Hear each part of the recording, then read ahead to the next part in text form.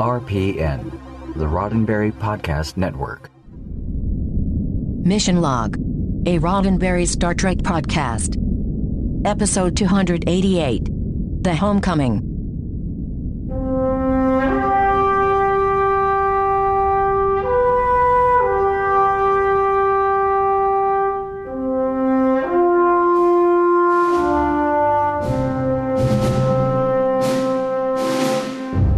Welcome into Mission Log, a Roddenberry Star Trek podcast. I'm Ken Ray.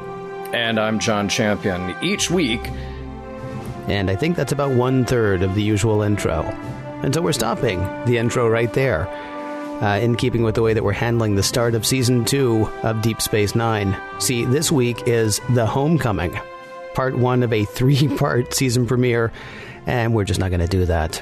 Nope. Now, we did talk about it, we debated it, we kicked it around.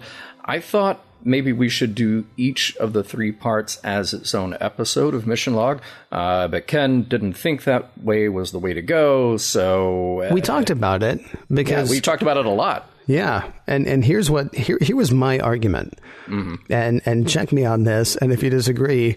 Well, we've already done it, so, you know... Too bad. Yeah, kinda. I don't want to sound that way, so I'm glad John said... Too bad.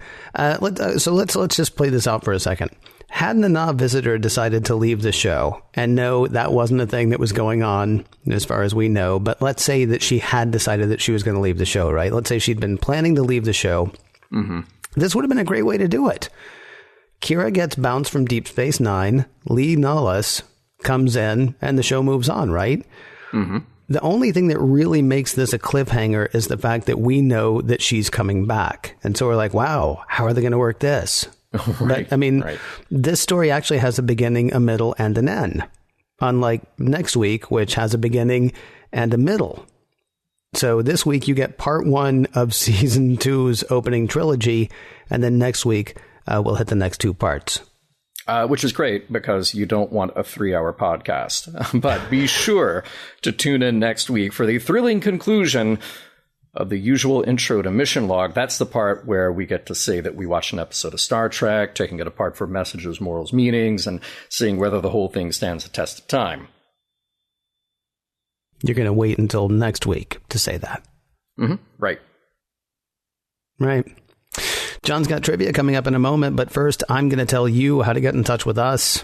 Mission Log Pod is the address to find us on Facebook, Skype, and Twitter. If you'd like to leave us a voicemail, we would love to hear your voice. 323-522-5641 is the phone number to call, 323-522-5641. Our email address is missionlog@roddenberry.com. Our show website, including discovered documents, is at missionlogpodcast.com. And please do remember, we may use your comments on an upcoming episode of Mission Log. And with that, even though we're only doing a third of the season premiere, I have a feeling it is a full 100% trivia on trivia action thing. Yeah, I'm going full trivia, Ken. Full trivia. Okay, full trivia, everybody. It's full trivia. Send the kids out of the room because, you know, it's only past a certain age you should get full trivia, I think. Mr. Champion, won't you please? Today's episode, The Homecoming. The story is by Jerry Taylor and Ira Stephen Bear. So let's go back to the heady days of Next Gen. Jerry Taylor, who is a story editor and producer on that show, had pitched a story which would have had the Enterprise picking up a Bajoran woman who was on her way to rescue a Bajoran POW. It was felt that it wasn't quite right for TNG, but Michael Pillard liked it and wanted to help DS9 really nail down its own identity going into Season 2. That meant retooling the story into something that could really only be done on this show, not simply shoehorning an old TNG script into place with different character names. So the teleplay duties went to Ira Stephen Bear, and he happened to be a fan of the movie The Man Who Shot Liberty Valance. That would be the John Ford movie from 1962 starring John Wayne and Jimmy Stewart. Stewart played Senator Ransom Stoddard, who comes back to town for a friend's funeral. A reporter there starts to ask questions about the legend that made Stoddard famous, shooting Liberty Valance. Only the truth of that event isn't quite the popularly known story, and Stoddard is encouraged to keep the legend alive. This episode is directed by Heinrich Kolbe. This is the third of his run with DS9. We most recently talked about his directorial work on the episode Vortex.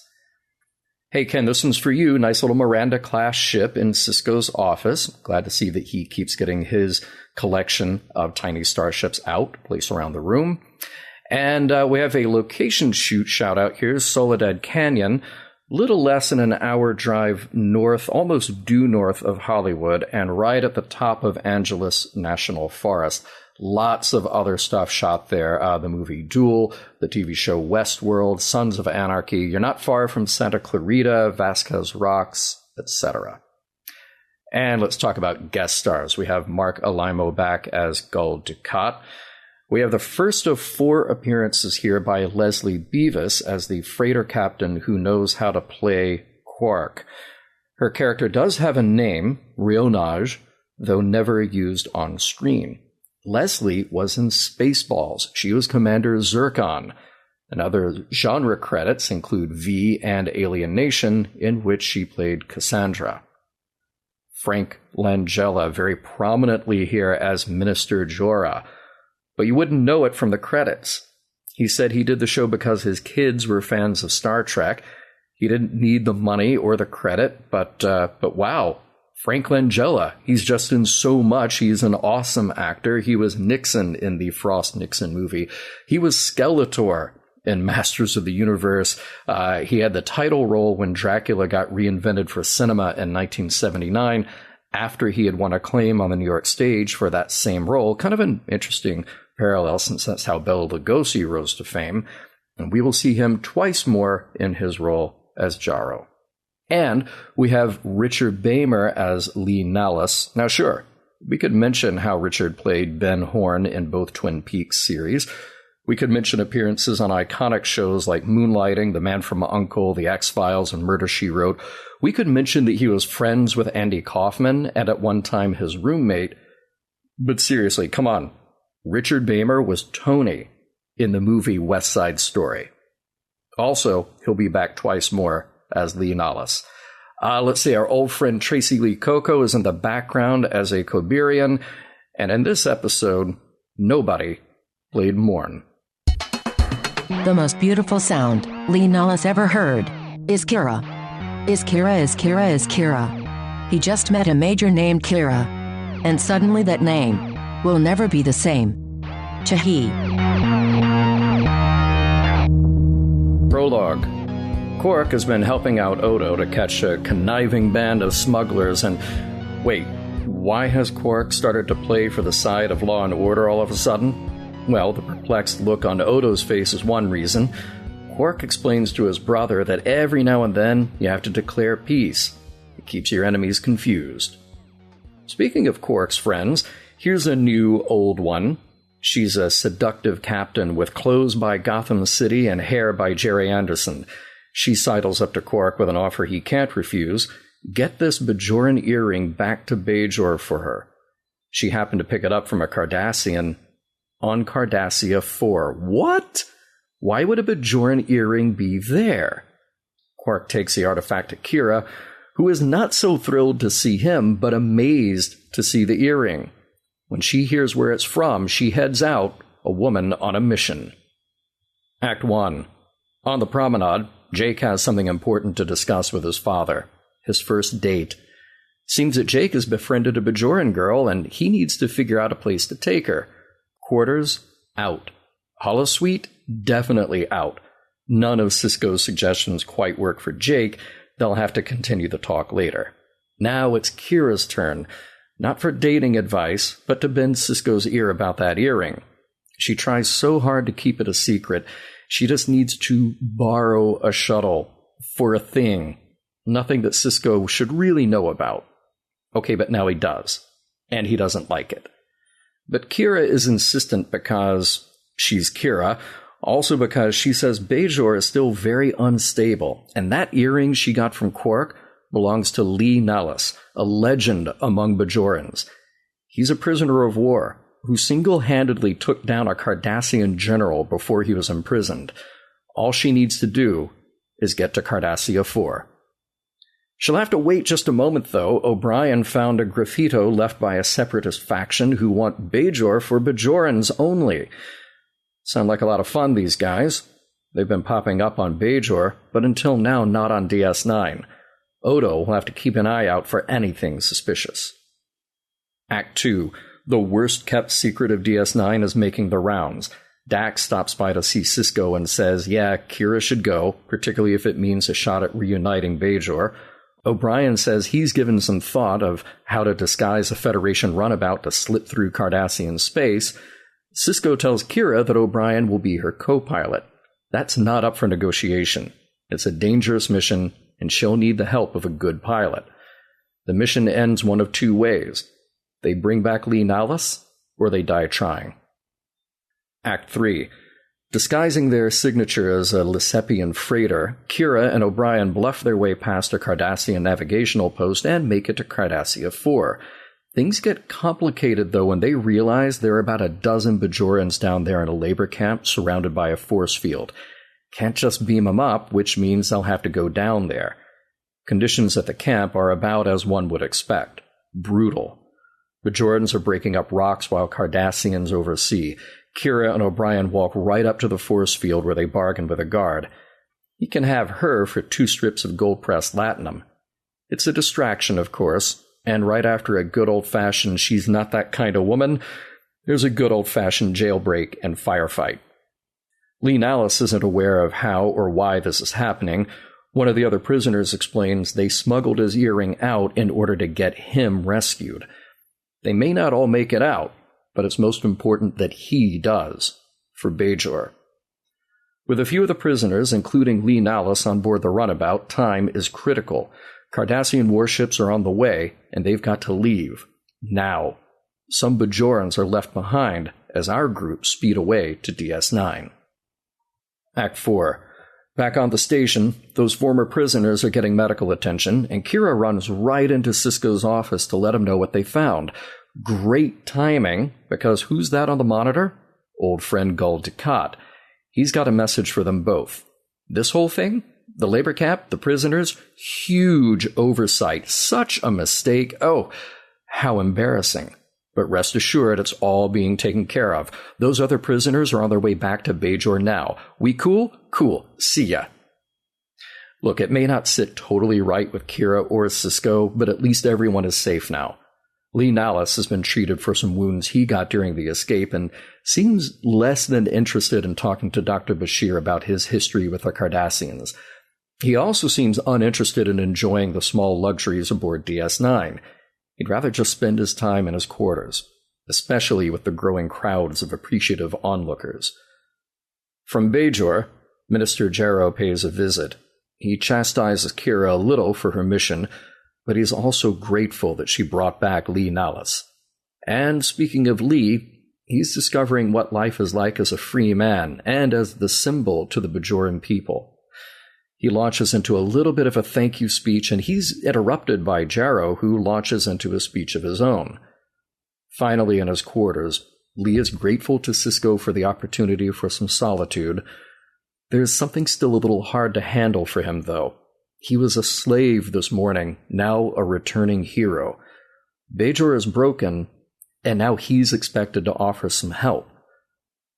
Let's check in with Quark, shall we? It's after hours, and he's counting out the payroll, which means he's getting one over on Rom, until Rom notices. Then the pay disparity becomes even worse.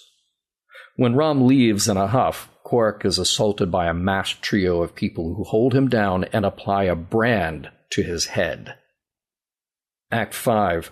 The brand left the mark of the Circle. Bashir is doing his best to heal Quark's wound while Sisko and Kira explain to Lee exactly what the Circle is. The Circle is frustrated with the Bajoran government, with non-Bajorans on the planet, and they're organized. Bajor needs a leader. Hint, hint, hint. Oh, and on top of all this, Jake's date didn't happen. Seems the girl's father wouldn't let his daughter go out with a non-Bajoran.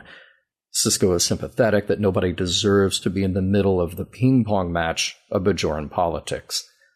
And as Jake goes off to bed, Sisko gets a call from a freighter at the station that they have a stowaway. It's Lee Nallis. Okay, so why? Lee wanted to escape to the Gamma Quadrant for a good long time. You see, he's a fraud. At least in his own eyes, he is. At one time, the resistance cell he was in was ambushed. After they split up, Lee was the only one with a phaser, and he went ahead to recon what was in front of them. He happened upon a Cardassian bathing in a lake, both stunned for a moment until the Cardassian reached for a weapon, and Lee shot him.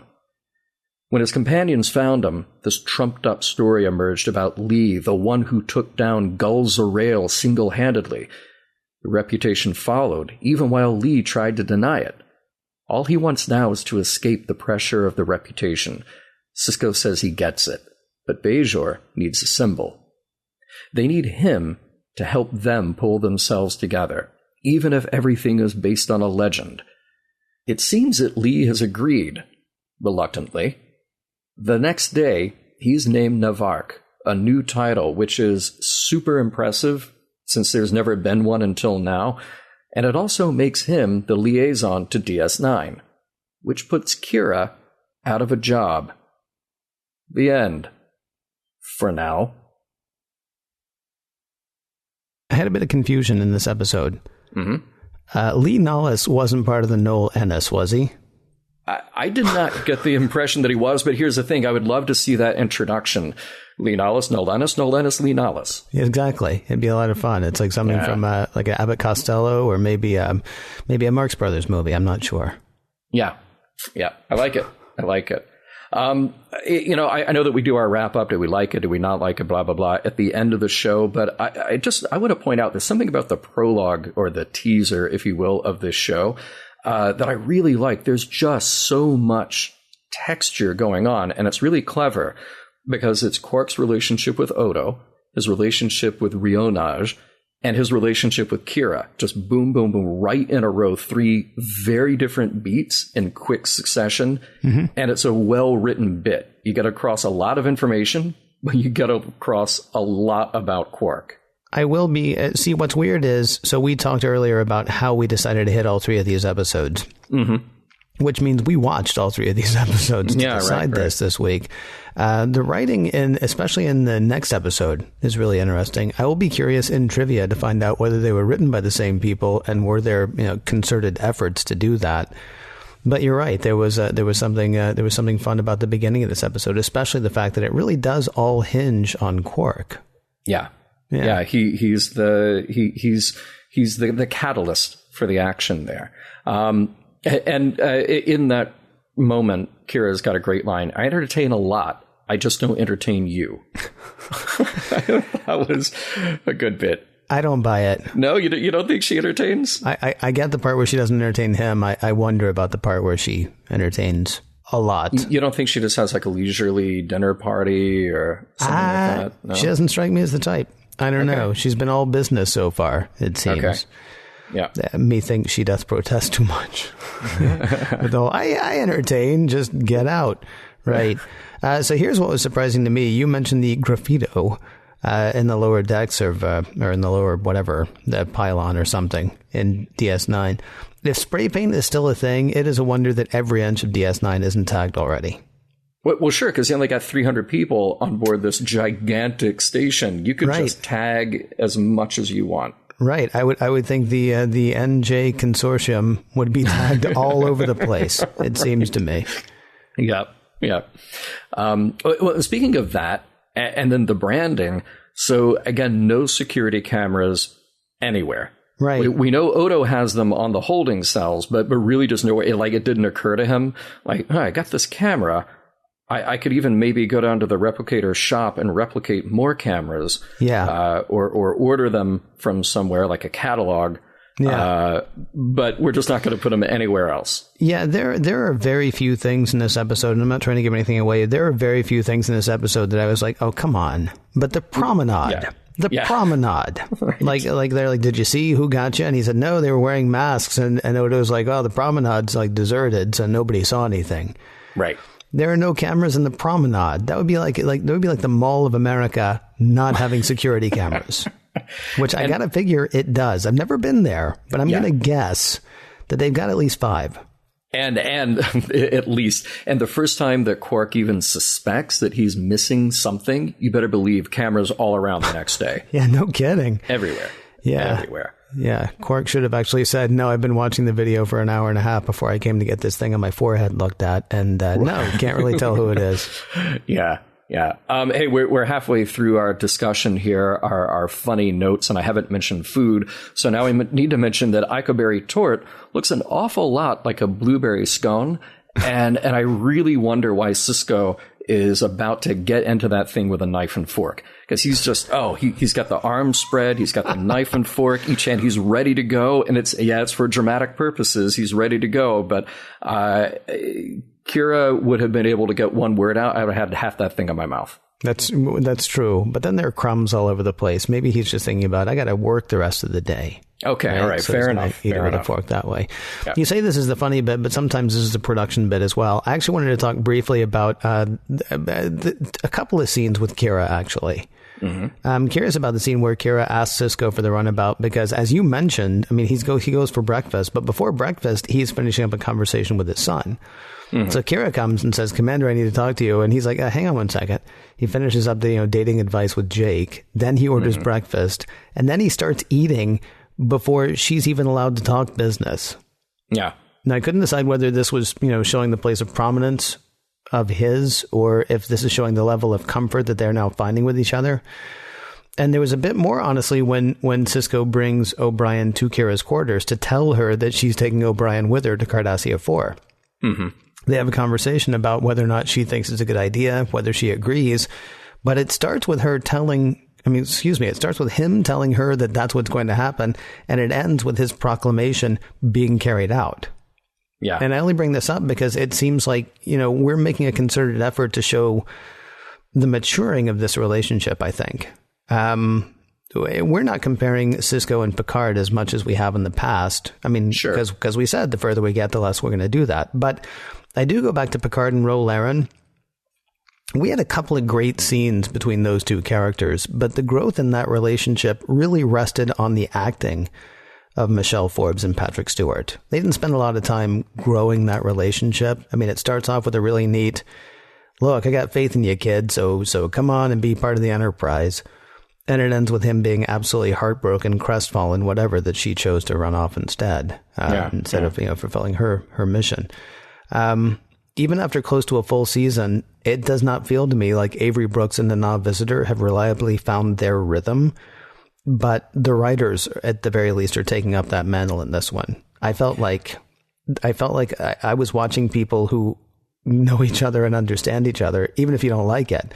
Yeah. Sisko's going to be useless if he doesn't have his coffee and his boysenberry, whatever that was, right? right. So she's going to sit there and wait for him to start, and then she can go ahead and do the business thing. It was just, I don't know. It was an interesting production bit that I noticed. No, I thought it was a good moment, and I had a note that I took out because I didn't know we were going to come around to this, but I thought it was a really great choice to have Sisko continue that conversation with Jake about the date. It really said something about their relationship. It also said something about the pacing and texture of DS9.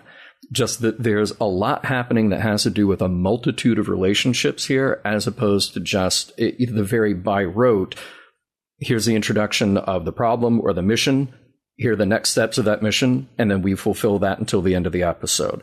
There was something really cool about him having that moment with his son to drive home their family bond before he got to Kira. And he didn't do that in a dismissive way. He didn't do it in an inappropriate way. It was just like, I'm doing this now, and Jake will continue this later, and then Kira. I thought it was a nice moment. It's kind of the difference, I suppose, between being at an outpost and being on a functioning ship. Because even though the Enterprise, of course, does have family, and there may be those moments when the captain's on the bridge. Yeah. Your kid's not going to come running in, to ask you a question. Generally speaking, it would be frowned upon, I would think, by the captain, and it would raise questions with everybody else. Even though people live on the Enterprise, Deep Space Nine is where people live. And so life is happening and he's doing his job, as opposed to, he does his job, and then he goes back to his quarters where life happens, in a way. Everybody who's a Star Trek fan jokes about "Shut up, Wesley." Yeah. That would not happen here. No.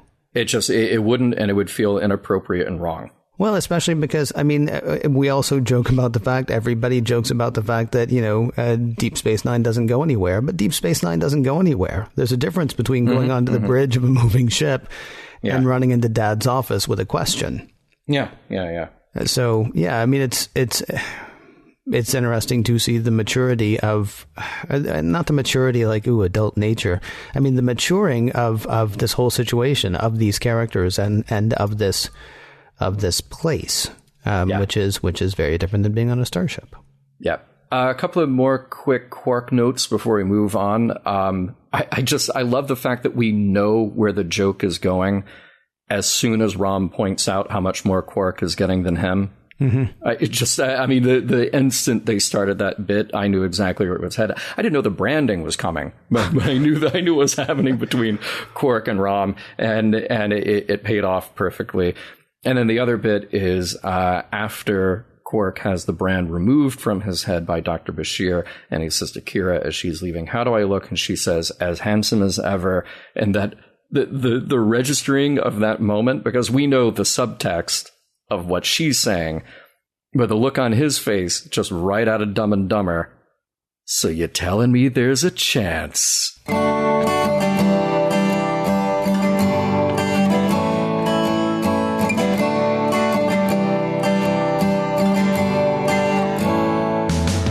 Perhaps one of the biggest revelations of this episode.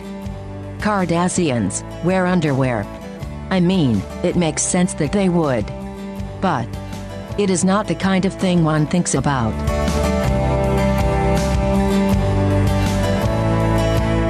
Aw, Jake's gonna have a date, and he gets a little advice from the old man. No, he doesn't.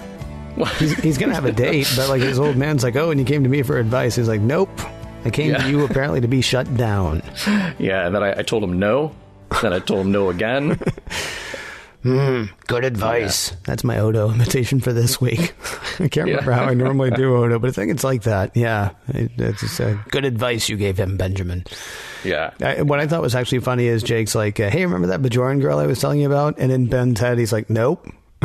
Right? He's like, "The one with the beautiful smile." It's such a dodge. That's such a dodge. I don't think he remembers her at all. Look, to give him the benefit of the doubt, Jake could have said, "I met this Bajoran girl with a beautiful smile. I met so many others who did not, but this one in particular." I guess that's possible, but it felt like a dodge to me. Yeah. So I was talking earlier about how we see the sort of the development of the relationship between Kira and Cisco. Mm-hmm. And certainly we're seeing sort of the development of what life is like on Deep Space Nine in a way. Mm-hmm. We also get a clearer and sort of more scary idea of just how bad the occupation was by the Cardassians. Yeah. Our approach to the labor camp gives us that deeper look at what life was like for the Bajorans. Because basically, and it was weird. It was actually weird when she says, "How do I look?" and O'Brien says, "There's not a Cardassian who could resist you." It never even, I mean, and I know it should have occurred to me because I think we've heard the word rape before when we talk about the occupation. Yeah. But I mean, it starts to sound like it was systemic and ongoing and just terrible. Mm-hmm. And how it was just discussed as, well, of course, I'm going to have my way with that person because I got 2 bits. So here you go. And I will now do that. And of course, except there wouldn't have been commerce. Yeah. There wouldn't have been anything for the occupied party there except for, hate and resentment and violence and terror. And the thing is, it's not like the whole thing has been cartoonish. But even with just that one little bit, of seeing it, because we've heard before, I mean, this happened back in TNG, I think, when O'Brien had, his horrible hatred of the Cardassians, could not look past who they were because of stuff that he knew about them and the way that he had been treated. Mm-hmm. And we've heard that they were just a horrible occupying force, but this was an illustration, and it wasn't overly done. It was just, but it was just sort of a stark illustration in a way of just how bad things actually were. It was stark, and it was just so kind of expected. Mm-hmm. That this is a thing that we all understand is a thing that happens with Cardassians in this position. Right, which is not something that we had understood, I don't think, until this scene. I mean, they had said it, but then they showed it, and thankfully they did not show it in a graphic way. They didn't show it in a way that we actually had to see it, but it was clearly illustrated. This was what life was like, and certainly it's no problem with the Cardassian, at least this particular Cardassian, if life's like that again. Yeah, precisely. And, they've gone to great lengths to show us a lot of detail about Cardassians. I mean, they're still pretty universally the bad guys. And that is all that we know of them, is just universally the bad guys. And you can insert whatever historical parallel you want with whatever enemy army or enemy faction or political movement you want. But they are... For as much detail as we're given, for as many characters as we're given, what we are given is has very little redeeming quality. I nothing really to say beyond that, except that it's interesting that is what we have been given so far of them. Let's talk a little bit about Lee Nallis, the reluctant hero, because I got some questions that may have answers, may not. I think the first thing that this episode challenges us with in regards to Lee is it okay to just tell a story, to perpetuate the image even when that image is false, or at least has a false element to it? There's something to be asked about what he wants out of this. If he says, I don't want to do this isn't me, I'm uncomfortable with this, should we expect, well, you may not want it, but everybody else does, therefore you need to jump into this role? And I was thinking about today, obviously, because, well, we record this today, that we live in a time where our heroes are sort of dwindling. Everybody has a skeleton in the closet of some sort. Sometimes many skeletons, sometimes not that many. Sometimes big skeletons, sometimes not that big a skeleton. And I wonder if we are asking too much out of the people that we exalt as leaders, that they be perfect. So remember we had this talk about rightful heir. Remember when Kahless came back and it wasn't really Kahless, it was a genetically recreated Kahless, programmed by Klingons who thought they were doing right. But we're left at the end by saying, but what you're creating here is a lie. And there's still an argument to be made, though I would disagree with it. There's still an argument to be made that says, well, the story, the point is more important than the actual person. And I struggle with this. Look, I think Sisko makes a compelling argument, which is short, but it's just that your planet's in trouble. They need something. That something should be you. Now, we haven't seen how this turns out. We haven't seen how the rest of this plays out with Lee Nallis yet, but I wonder if we're doing right by him, at least where we leave this story right here, right now. Even if we leave off what we know about the next two episodes, though, I mean, we can say that this is not going to work, right? Because what have they done? It's like, oh, good, Lee Nallis is back. Tell you what, we're going to stick you way off the planet. Where, okay, there are 300 people here. We know the whole thing is run by the Federation. There are lots of people coming through. So at most, there may be, 100 Bajorans, maybe, of the 300 people who supposedly live on Deep Space Nine. Maybe 150. Let's say it's evenly divided. Half Bajorans, half Federation, or half Starfleet. There's like 150 people there. That's how this is going to work out for him.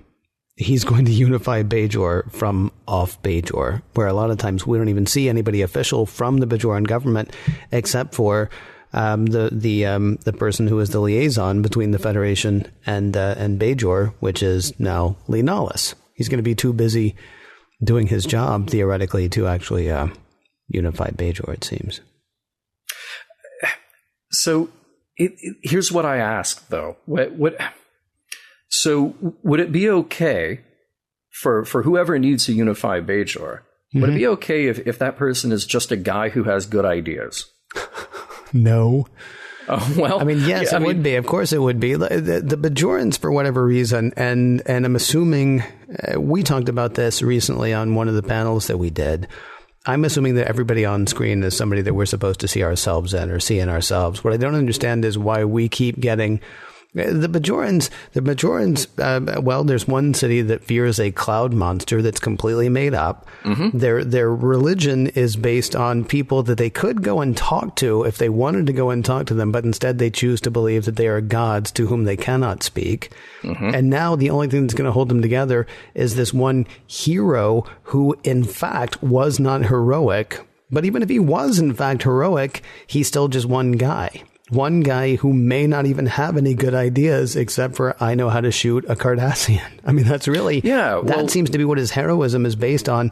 And that's what they're thinking they're going to be able to, unite their culture around. Yeah, I'm glad that you mentioned the cloud monster, because that was in my notes, was the villagers and the storyteller. They're so dedicated to the story that they didn't realize the whole point of the story. Mm-hmm. And now we see that Bajorans are unable to agree on what is a very good idea of working together until such point that they find a leader who will tell them what they already know or what they already should know. So yeah, I maybe I'm wound up about this because, as you said, Star Trek is us, not just the Federation, not just the good guys, not just the people on starships, but every planet we go to, every species we encounter, there's a mirror held up to us. And it's a harsh reality when you keep seeing these people who, if they only realize that they had it in them, they could be accomplishing these great things. But instead, they're waiting for this outside influence. Oh, well, what we need is a war hero. Don't care if the story's fake. Just bring us a war hero. And that person, just by virtue of having shot somebody else, will tell us how to do it. We already know how to do it, but we still need somebody else to tell us how to do it. Yeah. Well, see also us. Yeah, well, that's precisely. That's the precisely. Drag. Yeah, it goes back to, look, I'm pretty sure that Veet in The Watchmen was wrong, but I'm not sure he was wrong. I know we've talked about this several times, but basically the way the world found peace in the graphic novel The Watchmen, spoiler alert, it's 35 years old now, give or take. But the way the world found peace, theoretically, in The Watchmen was they were convinced that aliens were coming to kill us. And so, and that was the only way we were able to sort of rally. What's weird is there is no extant enemy now for the Bajorans, and so they're making them up, right? Yeah. The Cardassians are not even really that worried about anymore. Some people are, but a lot of them aren't. Now the problem is everybody else. Now the problem is, these humans and the aliens that call humans humans. There are all kinds of people that just need to be. And you say you thought about today, did you, John? All kinds of people that need to be chased away. All kinds of people that need to be chased out. And that's the other thing that's really fascinating. So then what happens? Mm-hmm. So finally it's Bajor for the Bajorans. Okay. So then the question is going to become, it just has to, doesn't it? Well, are you Bajoran enough? Yeah. Do you believe the way I believe? It's like our old friend, and gosh, I don't know if we'll ever see her again, but it's like our old friend Vedic Wynn. She seemed to think that there were some people who had like true faith and other people who were just giving lip service to the faith and other people who had fallen away from the faith. I mean, that's the next step in this. Get rid of all the Ferengi. Get rid of all the whatever Morn is. Get rid of all the humans. The problem is if fighting is what's at your core, if eliminating the other is what's in your nature, you'll find a reason to make you the other, or the person who's just like you the other. It feels like this goes poorly. Yeah, all you have to do is be on the right side of the circle. Yeah, the Alliance for Global Unity. These just sound, I think I put it earlier, and I'll put it here again, these just sound like terrible people. Just terrible, terrible people. Yeah, good branding, though, like you pointed out. Very good branding. That's terrific it's a decent symbol. I don't understand exactly what it means, but... everybody needs a logo. Even the Borg. Even the Borg. I get, sometimes I worry about the day that we start seeing different logos. But yeah, we'll get to that if we get to it, and hopefully we never will. Lee Nullis had sort of a Yoda moment to me, right? Yeah. Luke says when he goes to find Yoda, I'm looking for a great warrior. And Yoda, who Luke doesn't realize is Yoda, says, wars not make one great. Yeah. Lee Nullis has a similar thing going on, not only in his rebuke of Dr. Bashir, but in his unwillingness to take that mantle of leader or hero. I mean, he was just this guy who wasn't even in the right place at the right time. He was just in a specific place at a specific time, who ends up lionized as a result. I think he has the same problem that you have, John, of like, do you let people believe the lie just because it gives them something to believe in? Yeah. Of course, it's not surprising that Sisko is pushing Lee Nullis in that direction, because Sisko is also the one who told Jake, hey, don't think it's crazy that they're telling, Miss O'Brien or Mrs. O'Brien that she can't teach that because, it's their religion and you have to just be that way. I'm paraphrasing because it's been a few weeks. I hope I said it better than that earlier. Yeah, very well done. You mentioned the Circle and what terrible people they are. I also find myself both wanting to say something about the Circle and not, because, they're so obviously bad eggs that it kind of feels silly to mention them. Yeah. When this episode was made in the early 1990s, I think I probably would have looked at the Circle as silly and anachronistic. There were separatists in remote areas of the Western U.S. and maybe in the deep, deep South. And yes, having grown up in the South and having spent several years in Boston at that point, I had definitely come across, a fair amount of racism. But the idea of, X region for people born in that region, Bajor for the Bajorans in this case, in 93, I think I would have thought of that as kind of ham-handed. I would have thought, oh, that's silly. Nothing like that. Nothing like that could possibly ever. I don't know if that was naivete on my part or what, but I miss that guy. I miss that guy who would watch that and go, oh, well, this is just a little beyond the pale, isn't it? No, it's very much, what do you, in the pale, of the pale? What do you say there? In the pale moonlight? No, we haven't gotten to that one yet. Yeah, I don't even know what you're talking about. Heck, we haven't even gotten to, I'm still wondering if Vedic wind's ever going to turn up again. Just hold on, Ken. Just hold on. We'll find out.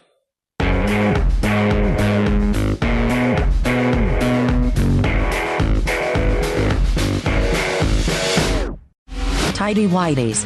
Boxers. Boxer briefs. I know I said that Cardassian underwear is not the kind of thing one thinks about. However, now I cannot seem to think about anything else.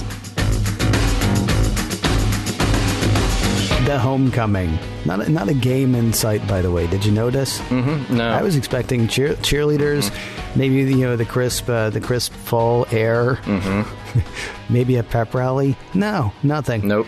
None of that. No, it's just part one of a 3-part epic that kicks off season 2 of Deep Space Nine. But we're only doing the first part this week, and so this is the part where we take a look at the episode as a whole. Where we talk about the messages, morals, meanings, where we see whether this episode holds up today, and that is, of course, where we start. Does this episode hold up as far as you're concerned, Mr. Champion? First of all, let me just say I'm glad that we chose to do this the way we're doing it, with 1 and then 2 and 3. I think it's easier for us to wrap our heads around, right. And hopefully it'll be easier for the audience of listeners to the show to wrap their heads around. I think we get out just the right points in just the right ways. So you do know, though, that we're going to get email from people who said, I watched all 3. Oh, sure. And good for you. Good on you. Yeah, because here's the thing. Done. We also watched all 3. I think on the website, as of our recording, it lists them as separate episodes. Oh. So, surprise. I'll change that. Yeah. So yeah, does the episode hold up? I'll say, there's a lot already happening just to kick off season 2. And you can tell the deep commitment the writers have to the characters here. I mentioned how good I think the opening is with Quark, just those 3 moments with him to give you 3 different takes on him. Mm-hmm. There's good character stuff with Jake and his father. There's good stuff between Sisko and Kira. There's good stuff with Kira and O'Brien. And you have this deeper look at Bajoran politics, and you have the introduction of this faction, the Circle. We don't know what the Cardassians are up to. I guess we'll have to wait and find out. So there's a lot happening. And for this to be the first of 3 parts, it moves. This episode, there's a lot that happens before we even get to the halfway point. Mm-hmm. And it was kind of weird when I was writing the recap because I noticed that I think it was like Act 2 was just super short. And then I realized that Act 3 or 4 was much longer because there's just so much more plot to get into. Just a lot happens in this episode. And for this to be the first of a 3-parter, shockingly, it doesn't feel like we're stalling for time. Yeah. Because that's something that happens a lot in TV, not just in Star Trek. You get a 2-parter and you go, okay, could they have actually cut this down? So there is one thing I will say. I'm not sure that Act 2 was quite as short as you think, but when you're boiling it down, not a lot happens. Yeah, there are not a lot of plot points. It's just sort of the exposition of here are the people who need to know. Here's where they're going. Right. That's really what it comes down to. And another cute moment, again, that sort of teaches you about life on Deep Space Nine. Sisko's like, so listen, I got this secret thing. And Dax is like, yeah, heard it.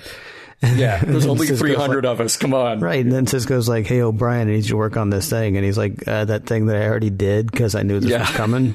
Yeah. Right. It's actually a cute moment. Is there anybody who doesn't know? I don't think she told Quark. Right. Yeah, right. Which is funny. Which also actually brings me to, because I also think this episode holds up. There is one thing that really bothers me, and we've talked about it before. The first thing, of course, because I mentioned there were 2 things that kind of took me out of the episode a tiny bit. The first was the fact that there were no cameras, and that's not what's here. Sure. Quark is a reprehensible character in this episode.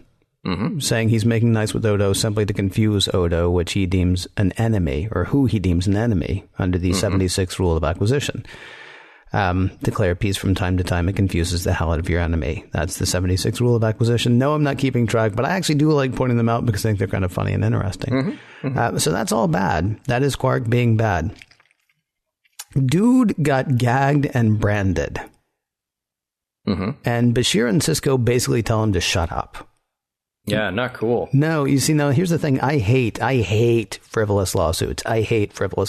In my Apple podcast that I do, I get to talk about them a lot. Oh, sure. And I hate them. And with each one, I hate them just a tiny bit more. But to me, this goes all the way back to the hot coffee thing, because you want coffee to be hot. And yes, I understand that woman. She was very hurt. And I get all that. At some point, some of it's got to be on you. When Quark says that he's going to sue the Bajoran government for redress, that's how Ferengi roll, right? He is saying that he has been wronged and he wants that wrong addressed. Now, Ferengi do everything in terms of commerce, so he is going to sue. It's not the way that we would do it, we being the Federation, although certainly we in the U.S. would definitely be thinking that. I joked with a friend of mine who broke his shoulder one time because he tripped on a sidewalk and fell. And it was deemed that it was the fault of the people who were supposed to be maintaining the sidewalk. And I said we could really screw up his court case by, like, as you know, going into court and saying, yeah, I remember he like walked and he tripped, and as he was falling towards the ground, he was yelling, I'm going to be rich. Right. Right. There are people today who do that kind of thing. OK, it's not necessarily what you and I would do, and it's not what we as the Federation would do. But I mean, that's the way Quark is going to do this. I mean, put it a different way. If Kira came in and said that she had been wronged by a Cardassian in any way and she had a head of steam, Sisko is not going to tell her to shut up. Yeah. Sisko is not going to say to her, not now, Major. Right. Yeah. Sisko is going to talk to her about what happened. Quark got branded. He got branded. Yeah. And Bashir's like, stop moving. And Sisko's like, be quiet. I will say this, though. Yeah, the Bashir thing is a little weird because Bashir is the doctor. He needs what we call bedside manner. Yeah, not with Quark, though, because Quark is ugh. Yeah, right. See, and the other thing, though, there's sort of a production reality, and I have to put myself in their shoes and wonder, okay, so you're on set and the line is "Not now, Quark." How do you deliver that? Because if there's a way to deliver that shows a little bit of sympathy, that shows a little bit of distraction, that shows something other than just tearing the guy's head off, the guy who, as you point out, just got branded, right? Then there might be another way to deliver that line and play that scene. And I also know that when you do that and you shoot, say, 7 or 8 or 10 takes before you move on, you hit every different level, every way. Okay, give me a different take. Now read it a different way. And if the one that you end up with in the editing booth is the one where you just rip into the guy, that's the one that the editor likes, that the director likes in the end, and that's the one that goes out. Do you think that's why Shatner delivers lines the way he delivers lines, because he's trying to give you all of them at once? I think so. Just every single level, he's got it down. Now, Quark? Okay. Yeah, that's fine. Just piece it together. Nice. We'll make it work. Yeah. I love it. Look, this is an episode that clearly holds up from a production angle, from a writing angle. I think it particularly has payoff the more we get to know these characters and the deeper the DS9 mythology gets built. I know we're a third of the way through this, for this arc. What about messages, morals, meanings? No good deed goes unpunished, which is not really, of course, a message, but man, Kira really gets it in the neck, huh? Mm-hmm. She gets bumped off DS9, where she's shown a capacity to cause trouble for the Bajoran government. Meanwhile, Lee Nallis is given a made-up title and put in a place where, like I said in the last segment, he can pretty much do nothing for Bajor. Yeah. So, yeah, way to go, buddy. You're going to be a figurehead, but put someplace that you really can't do much. Yeah. I found myself, again, with the whole, splitting it up between 1 and 2 episodes. Mm-hmm. I did find myself wondering, what would his arc be like if he were now going to be part of this from now on, right? And then our visitor's gone. The guy who played Tony is here, because I can't remember his name, but love him, but can't remember his name. Richard Beymer. Yeah. Richard Beymer, thank you very much. Richard Beymer's here. It'd be interesting to see how his whole thing carries on. But I feel fairly certain that's not going to happen. Anyway, it's not a real message, or at least it's not a good message, but it's one that I walked away with. What about you, sir? Look, it's not a message like Save the Whales, but it's a thing to contemplate, like we did at the end of Rightful Heir, which left us with some big problems. Lee says to Sisko, it's based on a lie. His story, his background, the reason that he is who he is. And Sisko says, no, it's based on a legend, and legends are as powerful as any truth. I agree that legends are powerful. Yeah. I mean, you and I are sitting here doing a show for the last 6 years about a fictional TV series.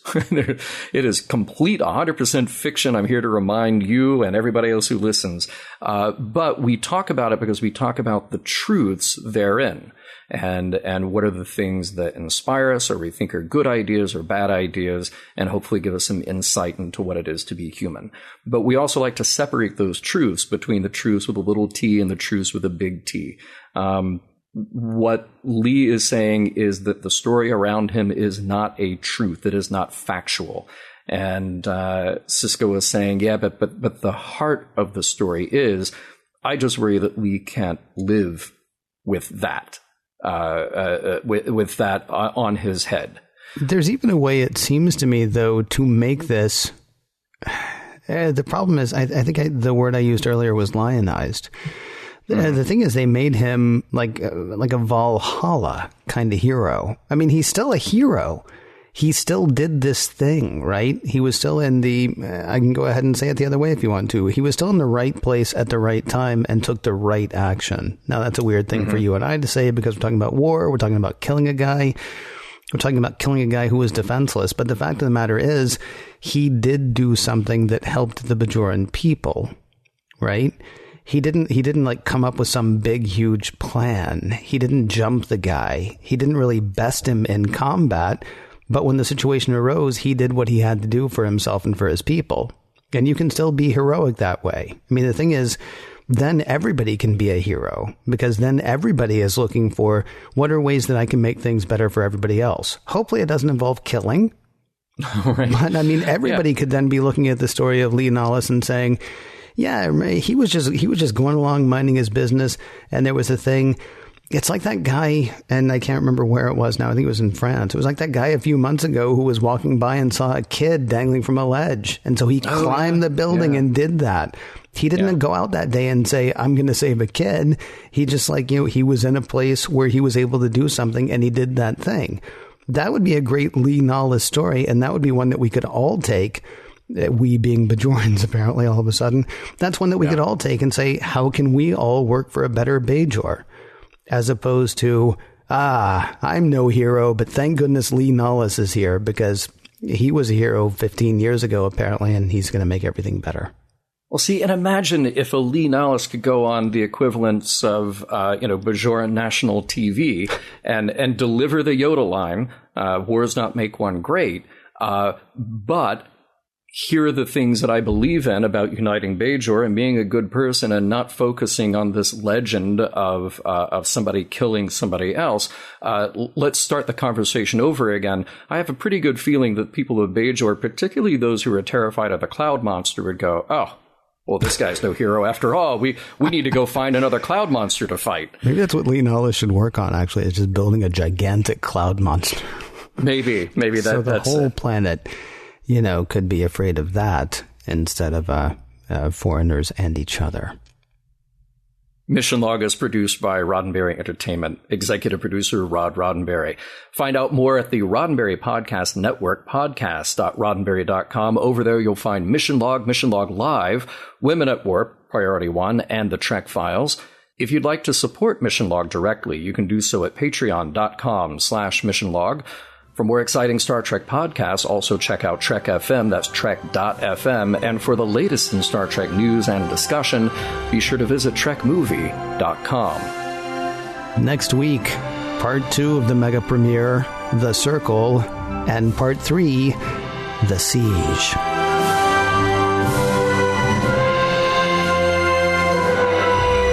Some of the music for Mission Log provided by Warp 11, online at warp11.com, and from the album Messages by Key Theory, free to download at kitheory.com. New from the Mission Log shop, Cardassian Underoos.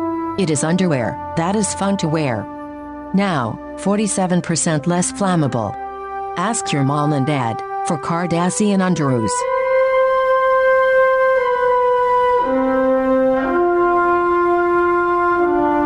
End transmission.